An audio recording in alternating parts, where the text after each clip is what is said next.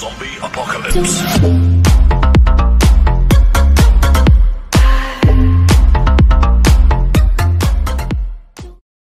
Ayan. So, bali yan po yung bago nating re-repair na chassis na Honda Airblade yan. So, kung bago lang po kayo sa aking YouTube channel, tsaka like and share na rin and subscribe na rin po yan.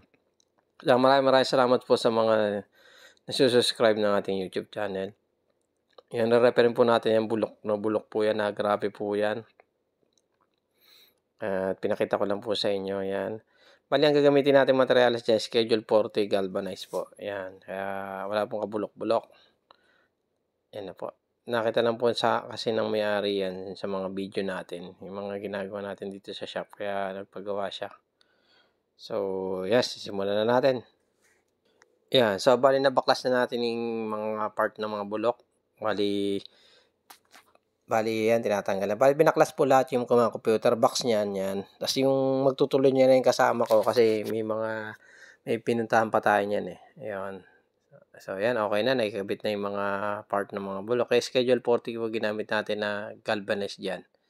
Tubo, yan. Tapos liliyahin na lang natin yung mga parte ng mga may bulok-bulok. So, yun. Simula na. Kaya hindi po natin na-complete yung video niya kasi gawa po na hindi po na-record yung iba. Kaya sa susunod na lang po tayo magbabawi ng mga full video niyan. Yun.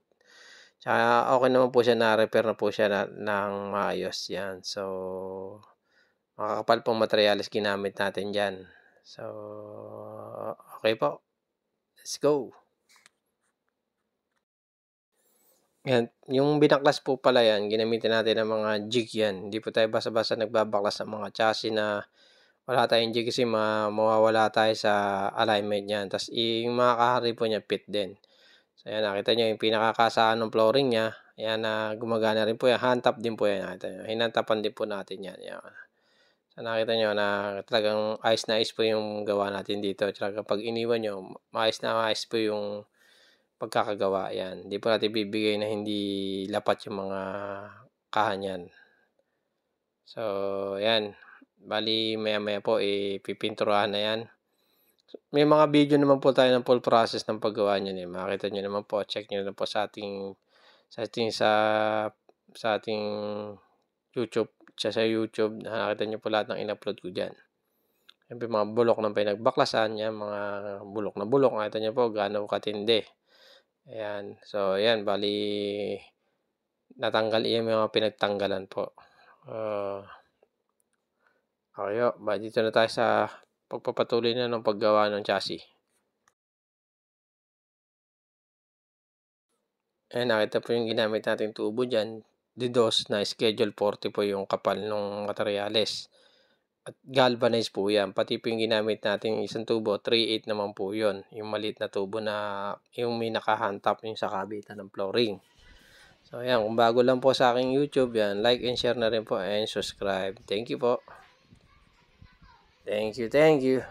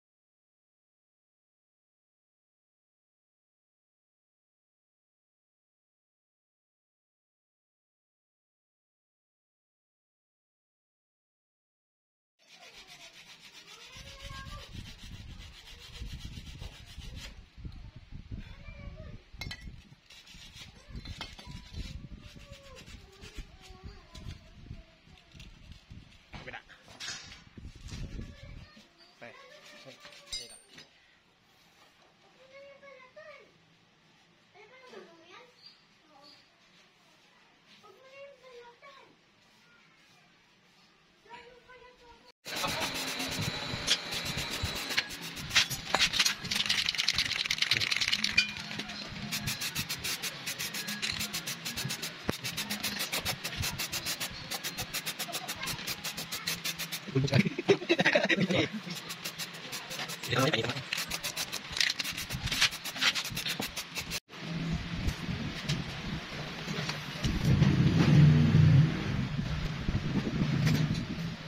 kasi dito, documents din.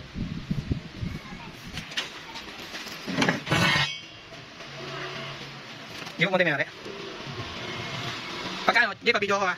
Kung nakita, kahit mga ano lang, kahit man 1 minute lang. Yun mo lang, ganito pa lang ginagawa ko. Send kayo? Oo.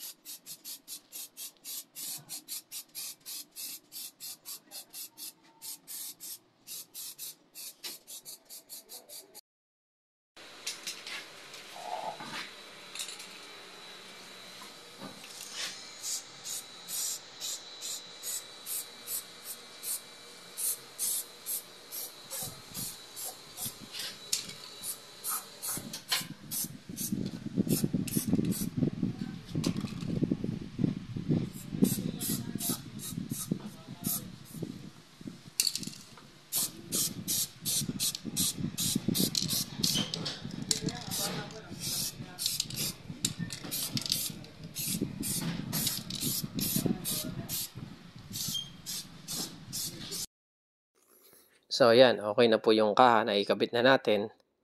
So, ang nangyari po diyan ay ayan na, bale nakapit naman po yung kaha natin na siyempre pag ni-repair natin yung chassis kailangan ayos din yung kaha. Yung nakikita niyong buka na yan, gawa po na may tama po yung pinaka-flooring siding niya.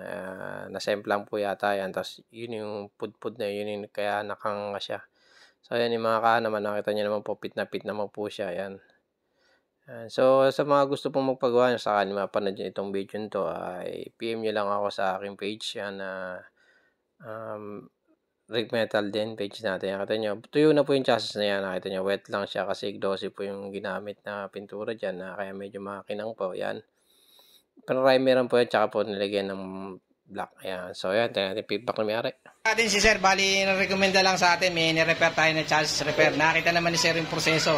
Medyo mabilis namin i-video okay. Sir, thank you ha. Thank you po. Bali may nag-recommenda lang sa atin, nakita niyo yung gawa natin. Bali nagustuhan niya ngayon, pinayos niya yung chassis niya. Bali nakita naman niya yung proseso. Sige Sir, thank you ha. Opo, maraming salamat po. Nice po. Ayan, thank you. Thank you po.